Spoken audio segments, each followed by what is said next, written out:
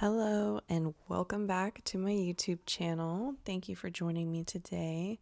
I am wanting to show you guys how I got these super cute Valentine's Day nails, and I thought that I would save recording a full-on intro of me for this, and let's just get into the video. So here I am using my new wireless drill bit. I don't have to plug it in, which is nice. I think it can charge, but anyway, I love it because it's cordless, like free from having to plug into the wall. It's by Melody Susie, and I basically just set it to one of the lower settings, I guess, which I usually go with like a 6 or an 8 for that setting. And I just kind of start drilling away. So here I'm just removing the outer layers of the gel polish that I have on.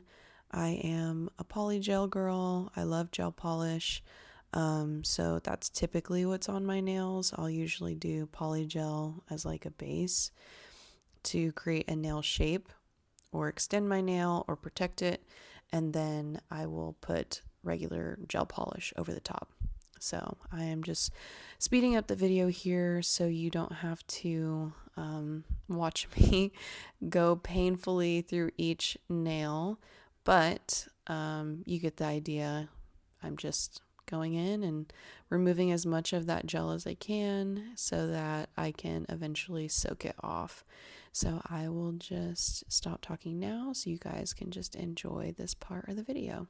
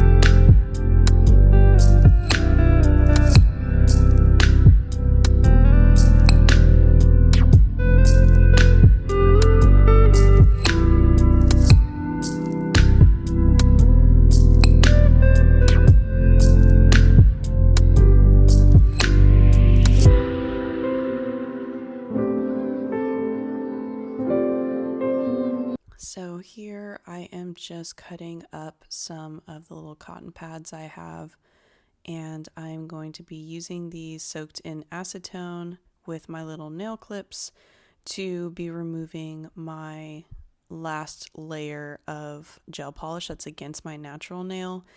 I personally really hate doing soak-offs, but filing all the way down to my natural nail inadvertently will remove some of the layers of the natural nail, making them even more thin than they already are. So this is definitely the better route to go when removing polish, like especially gel. So here I'm just putting some oil. Sometimes I will do Vaseline, but here I'm doing oil on my cuticles just to try to protect it a little bit more from the acetone, because acetone is so dehydrating. So that's kind of what I'm doing there. And then I have this cute little acetone bottle that I can just kind of press it down, and it allows me to get the acetone out that way instead of dripping it everywhere. So after I let that soak off for about 20-25 minutes, I am going to go in with my cuticle cream, I guess you can call it, serum, whatever, and it just softens up my cuticles, and I just basically start to push everything back. Of course, this is after I've scraped off the remaining gel that was lifted up from the acetone. So I scrape all that off and push my cuticles back, and then I basically just go in and prep my nail for the polish application. I cut whatever is remaining as far as dry cuticles. This does take a lot of practice, so if you are doing this for the first time as a beginner, I highly recommend just staying along like the very, very edge of the cuticle. Don't go very deep because it's so easy to cut yourself. But maybe I can do a better video on how I do this at some point, so you guys can see exactly like how I cut my cuticles.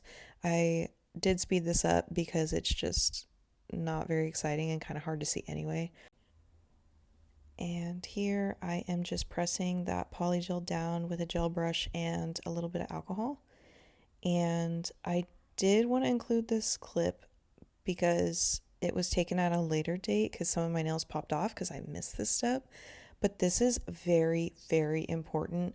I don't know why I was rushing and forgot this step when I first did this set of nails, but you have to put some sort of gel base on your nail so that the polygel you're using has something to adhere onto.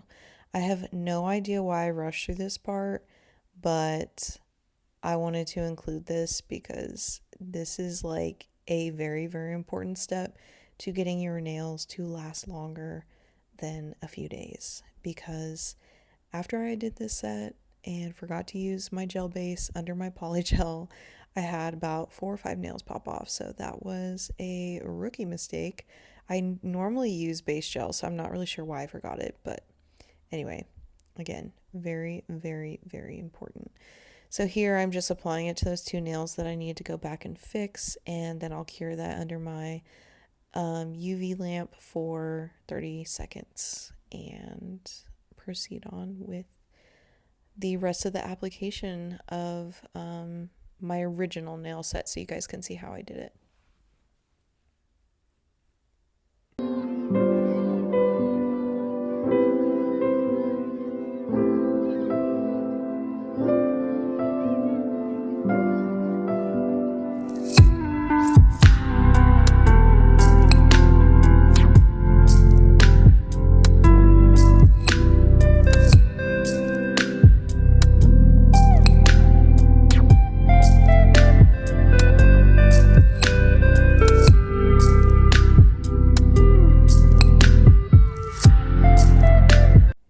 So here I am applying that already formed polygel in the dual form to my nail, ideally with a base gel already cured to it.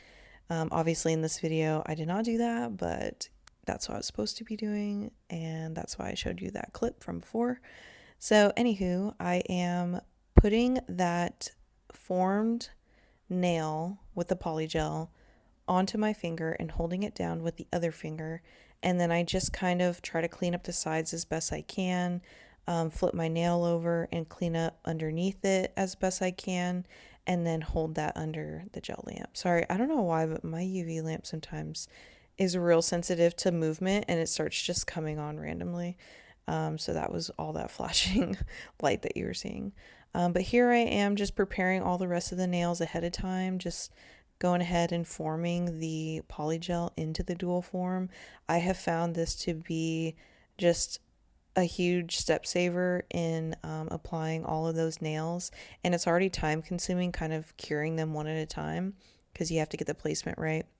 Sometimes I use clips, sometimes I don't. It just depends on what I think is going to work best at the time. So here I'm using a clip and cleaning around it, and I want to say I tried to do like 2 at a time, but I don't know. I just don't always have a rhyme or reason for why I do what I do. I just in the moment think, okay, maybe this will work, maybe this will be better. And then, yeah, sometimes I'll flash cure one nail and then go on with the next nail and then fully cure them together. It just kind of depends.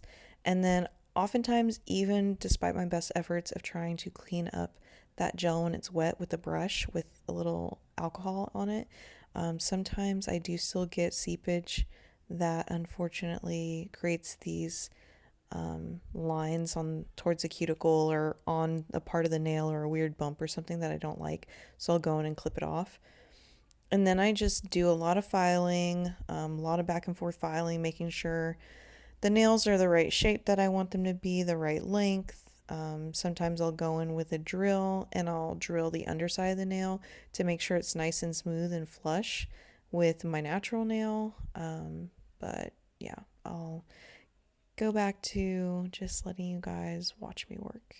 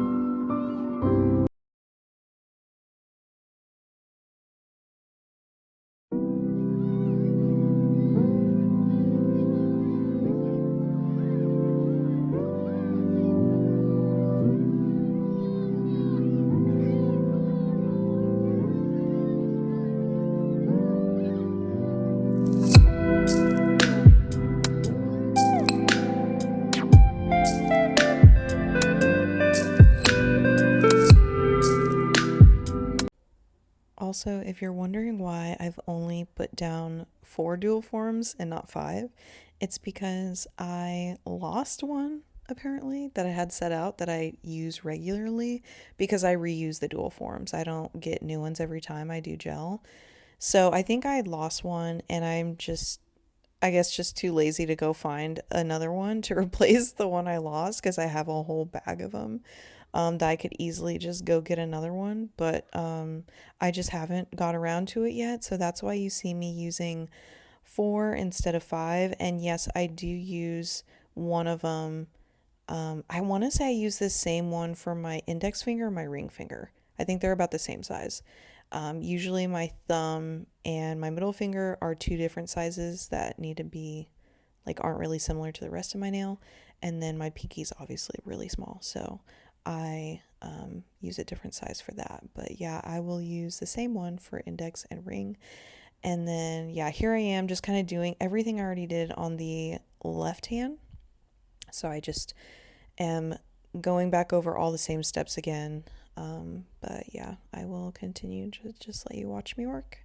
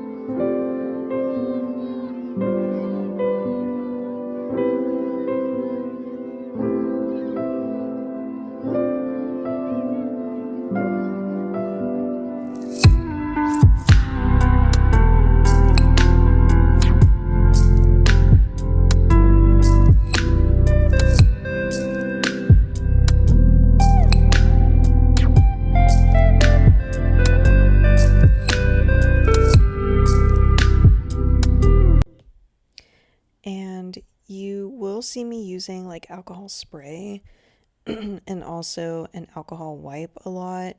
I like to try to clean off any dust that's left over from filing and the nail drill and just kind of get it prepped for polish. Sometimes I apply a base gel before I put polish on top of the polygel. A lot of times I don't. I have not experienced any sort of issues with polish staying on my polygel when I don't apply a base gel, so I'm not really sure if it's actually required or not, but it's definitely required for natural nail to polygel adhesion. So definitely apply it as a first step before your polygel, but I don't think it's really necessary for the color that you're applying to your polygel extension. And here you'll see me like just kind of mixing a pink and a red. I wanted to try to get like this pinkish reddish look that I saw some inspo on Pinterest for, but I kind of end up not loving the way that the premix color I made turned out. So you'll also see me end up just doing like a layer of the pink, and then I will apply a little bit of red to my polygel extension, and then I will go back in with the pink and kind of mix it up a little bit. So it's kind of weird, but I felt like I got a better color doing that. So that's what you'll see me doing here in a little bit. And I tried to use my gel brush to apply this polish, and I found that it was kind of seeping into the corners of my nails and it wasn't really going on the way I wanted to. So I just ended up abandoning that idea and using just the regular brush from the polish itself. So anyway, I'm gonna let you guys let me work now.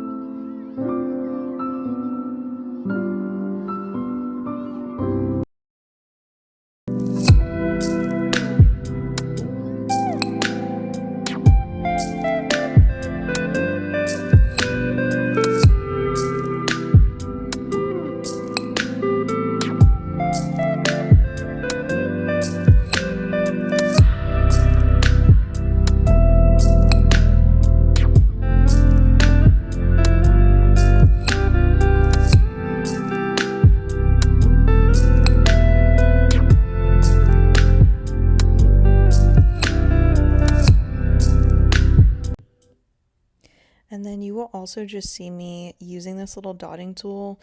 I usually just take it, dip it in the red, and apply 3 dots in like a upside down triangle basically. And then I kind of smear them together and just make sure that they look like a heart. And I just keep kind of playing around with the little bubbles at the top of the heart and kind of dragging the lines down to make more of a point towards the bottom of the heart. And I just kind of keep doing this and forming it until I'm happy with the way that the heart is shaped. And then I go ahead and cure it.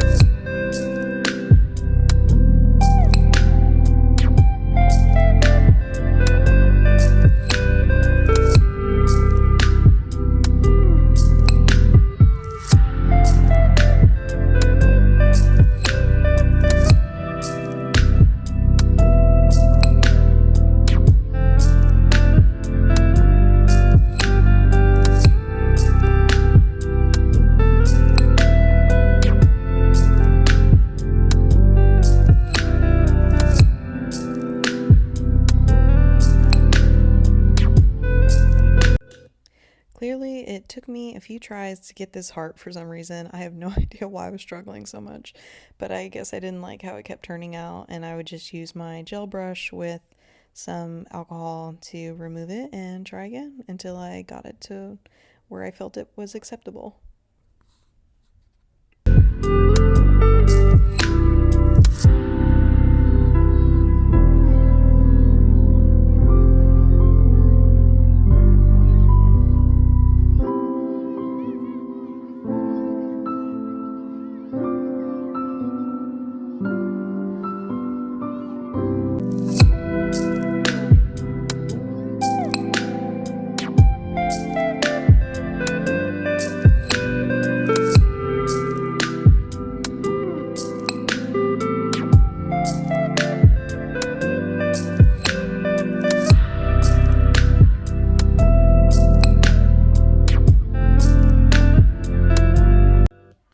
And then here I am just applying my favorite top coat.